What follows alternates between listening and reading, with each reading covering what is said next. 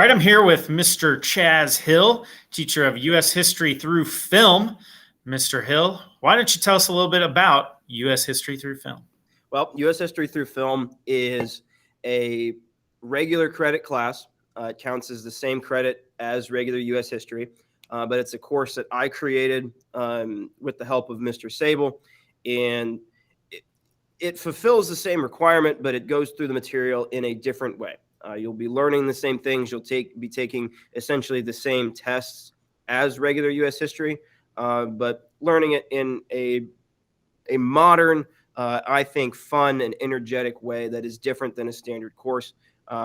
Whereas in a regular U.S. history class, your standard day might include some notes, some lecture, some activity based off of those notes, and so on. U.S. history through film, we watch about a movie a week is about what the schedule works out to be. So you can add that up. It adds up pretty fast. You'll be seeing a lot of movies, and I have handpicked all of the films along with discussion with all of the U.S. history and social studies teachers in the social studies department to create a class that is both engaging and informative.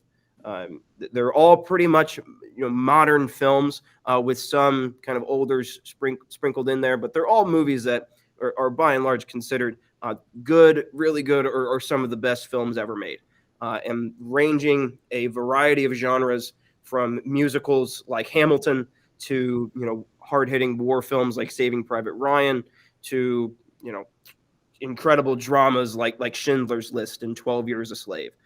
So purposefully, there are films in there for almost every single person, and it's not just like we're watching a war movie every week. There's a wide variety sprinkled throughout.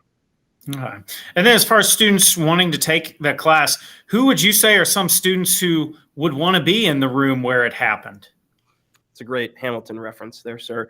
I would say you need to go in knowing that it is not we're going to eat popcorn and just watch movies and do nothing, because that is not what the course is. Remember, it's the same credit as U.S. history, so you have to come away with it learning the same critical things.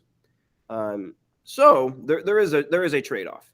Yes, we get to watch a movie a week, but you're doing the same amount of work as regular U.S. history. So it might feel like there is more homework, so to say. It just means that you have less time in class to do the coursework, essentially. With the students that I've had, because this is now the second year teaching this class, for those that go in knowing that and have some of that, motivation outside of school to keep up with the things, because you'll be reading along with our history textbook. You're using the same textbook as regular U.S. history. It's telling the same story with the movie and the textbook kind of going along side by side. You just have to know that you have to keep up. And we have work days and that kind of stuff as well. So it's not like you're just off on your own, without teacher guidance or anything.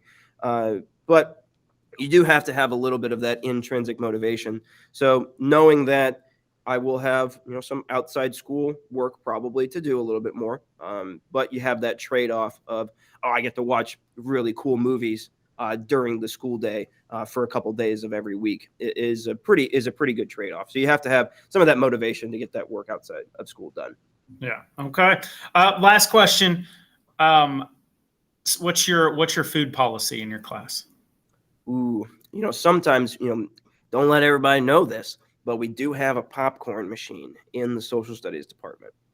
So, hey, I don't want to say that it's every time, but there could be an occasional, maybe Mr. Hill will make some popcorn for us during the movie. Fantastic. Like you can't have a movie without popcorn every once in a while. This is actually illegal in 9 countries. Well, I don't want to be a part of those countries. All right, Mr. Hill, thank you so much. U.S. history through film.